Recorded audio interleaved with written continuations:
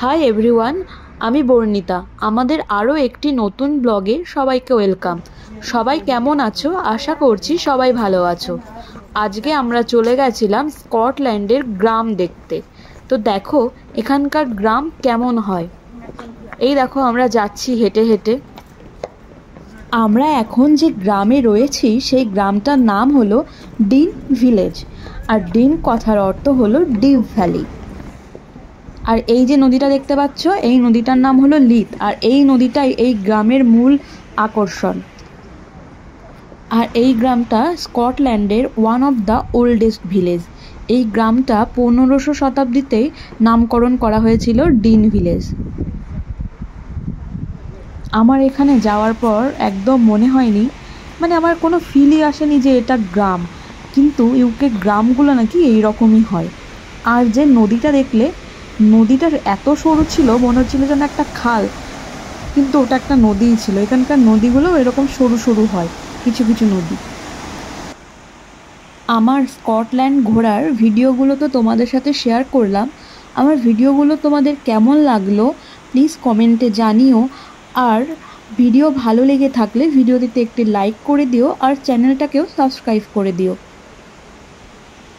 আমরা যখন গেছিলাম স্কটল্যান্ড তখন ছিল অটামের শেষ।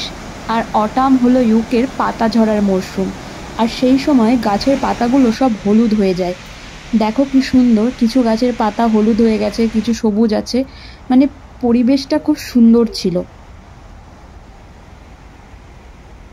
আচ্ছা, এবার এই ডিনস ভিলেজ সম্পর্কে তোমাদের সাথে কিছু ইনফরমেশন শেয়ার করি। এটা অনেক আগে 1200 শতাব্দী নাগাদ এটা মেনলি ফেমাস ছিল ইন্ডাস্ট্রিয়াল এরিয়া হিসাবে। এখানে অনেক মিল এবং ওই ধরনের শিল্প ছিল, যেগুলো আস্তে আস্তে এখান থেকে অন্যান্য এরিয়ায় মুভ হয়ে যায় এবং এখানে লোকজন আস্তে আস্তে বসবাস শুরু করে। তারপরে 1500 শতাব্দীতে এই গ্রামটার নামকরণ হয় ডিনস ভিলেজ হিসাবে।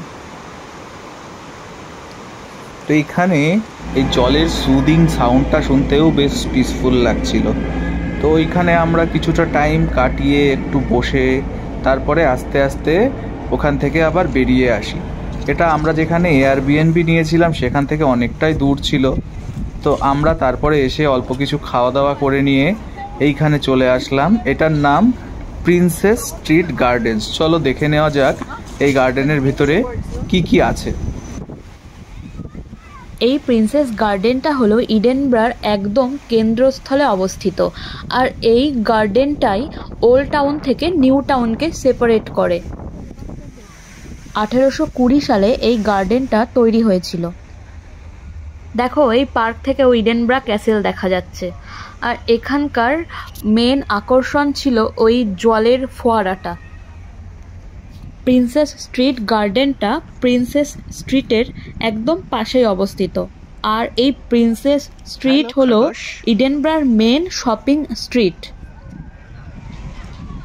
এখানে কিন্তু মরশুমটা এরকম থাকার কারণে গাছের পাতা ঝরা শুরু হয়ে গেছে। এইখানে এইদিকে ছোট্ট একটা পার্ক ছিল যেখানে বাচ্চা কাচ্চা খেলে বেড়াচ্ছিল, সাথে তাদের গার্জেনরাও ছিল। তো আমি একটু সেইটাও ভিডিও করে নিয়েছিলাম। দেখো এখানে এরকম ছোট্ট পার্ক আছে, বাচ্চারা খেলে বেড়াচ্ছে কি সুন্দরভাবে। আর এই প্রিন্সেস স্ট্রিট গার্ডেনে এটা কিন্তু টিকিট ফ্রি, কোনো টিকিট লাগে না, সবার জন্য ফ্রি। তো তোমরা এখানে আসলে অবশ্যই এটা ঘুরে দেখো, আশা করছি ভালো লাগবে।